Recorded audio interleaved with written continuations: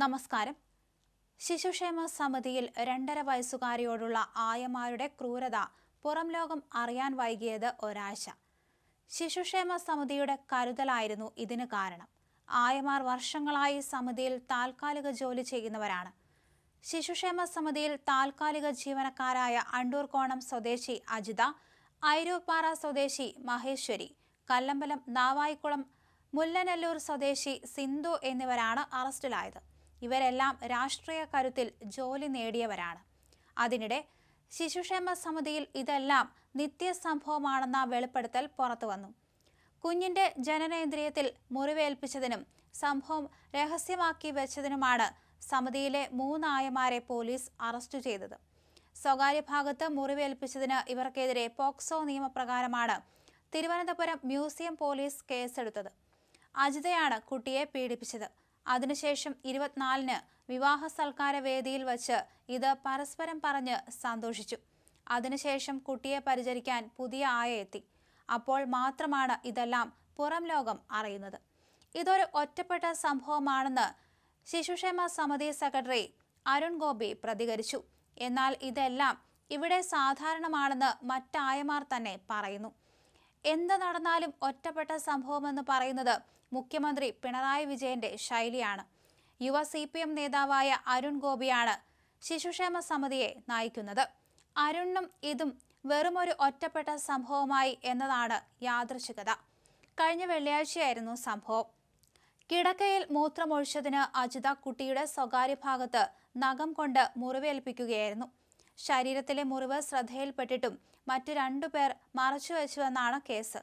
തൊട്ടടുത്ത ദിവസം മറ്റൊരായ കുട്ടിയെ കുളിപ്പിക്കുന്നതിനിടയിലാണ് മുറിവ് ശ്രദ്ധയിൽപ്പെട്ടത്. ഇവർ ശിശുക്ഷേമ സമിതി ജനറൽ സെക്രട്ടറി അരുൺ ഗോപിയെ വിവരം അറിയിച്ചു.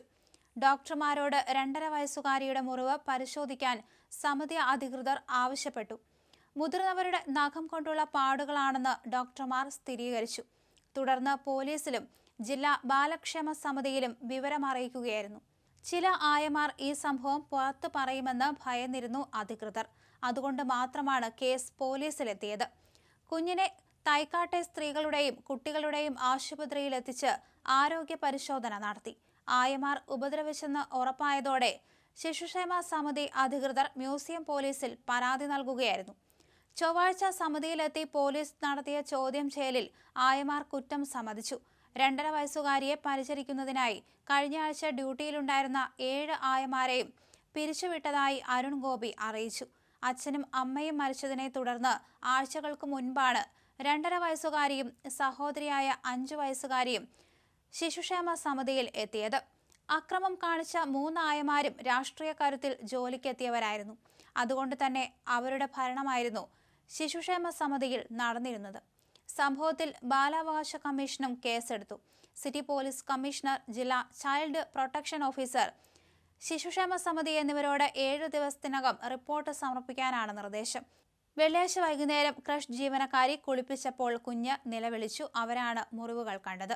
ശനിയാഴ്ച ഡോക്ടർ പരിശോധിച്ചപ്പോഴാണ് ഉപദ്രവം ബോധ്യമായത്. തൈക്കാടുള്ള കുട്ടികളുടെയും സ്ത്രീകളുടെയും ആശുപത്രിയിൽ പ്രവേശിപ്പിച്ചു.